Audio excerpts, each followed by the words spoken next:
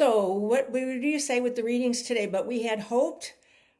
We are all sojourners on this journey of ours. And in spite of our letdowns, and the statements of, I hoped, when we are so sure, our past tense hope syndrome sets in. And we have that I had hoped thing going on in so many different ways. I had hoped it would be a success. I had hoped they would say yes. I would hope that the marriage would be easier, that the job would last longer. I had hoped to get my acceptance letter from Michigan State, and now where am I going to go? We all have had that I have hoped syndrome. And just remember, hope is an important part of our lives, our faith. It requires us to believe that good things are always possible, but it also requires us to rely not only on ourselves and our desires, but I had hope becomes a wall between ourselves and God. And our friends today expressed that they had hoped and they were full of disappointment and grief. And Jesus is right there with them. And they're so engaged only in their defeated hopes, but we hoped actually got in the way of who was right in front of them. So let me tell you about Griffin. He was a young confirmand preparing for his first class. He was nervous and excited and ready to get it over with. And when he arrived home after his first session, his parents were, of course, curious and asked him, what was the class like? And since Griffin was almost a teenager, he had just one word to say: vocabulary. His parents asked, what do you mean? And he responded, well, there was a whole lot of new words. Griffin had no idea he had gotten the answer 100% right. When he read the Bible and hung around Christians long enough, well, then you discover the vocabulary, and it doesn't sound like it's from a foreign country. If we have grown up in the faith, we take it for granted that people understand certain words like worship and reconciliation, and depending on your tradition, even the word catechesis. But for new Christians, these words are like downloading a new language, a foreign language. So as Peter proclaimed in his sermon in Acts of the Apostles, and later reflected in his letter to the church, the ascension and the resurrection of Jesus Christ have opened new doors for identity of us as God's people. And they imply how we should live our lives in the world today. We find these themes in his epistle, and they are marked by four beloveds if you're reading the New American Text Translation. Like hinges on the door, these beloveds swing open the barrier and invite us into a new world. These identity markers distinguish us from the world and show the difference we are making. The first beloved occurs in 1 Peter, chapter 1, verse 17, and introduces us to two critical vocabulary words in the lexicon of faith: conduct and sojourners. And here we are, conduct. The first word that describes our identity as believers is conduct.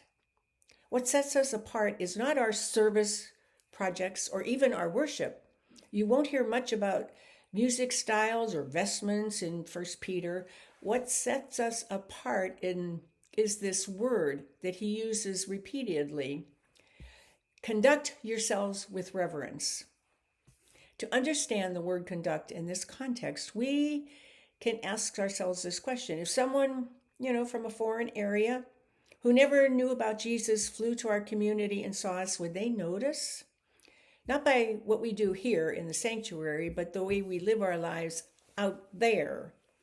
Think for a moment about what makes you a believer, what differentiates you as a believer. You come to worship and you engaged in the confession that we have each week. And other than maybe Ash Wednesday, when your forehead is marked with dust, what do people see in you? When you are working in the office, attending school, or participating in community events, well, what are the things that people notice about you? There are many nice patriotic ways to be a good neighbor, to share together, and to be a good citizen of the country. But Peter offers a distinctive way to live with holy or reverent conduct. Reverent conduct gives you a way of living when your reborn life in Christ intersects with difficulty in the world. Reverence is not just figuring out the way you're made and trusting that's the way it's going to be.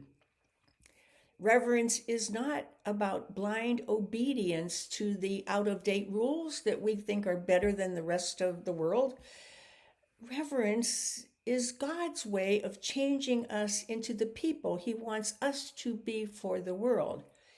He transforms us, making us people who can grow in faith.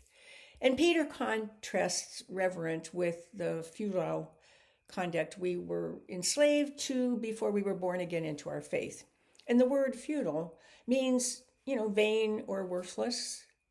Futile behavior feels good in the moment or seems maybe right for a season, but in the end, it's meaningless. And Jesus' blood ransoms and liberates us from our captivity to these sins and gives us freedom that He has offered since the foundation of the world. No matter what condition the world is in, we are considered already to be reverent people who are different in our conduct and our behavior. Reverence shows up in the way we care for, serve, and take care of one another. And that leads us to a second vocabulary word, sojourners. Now that you are reverent people, you are also journeying people. Other versions of the Bible call us exiles, similar to the condition that the Israelites were in following the fall of Jerusalem in 586 BC.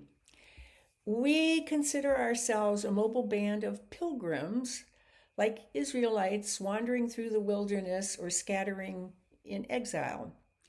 If we feel a bit unsettled in our lives, that's a good thing, because we are not monuments erected to remember the past.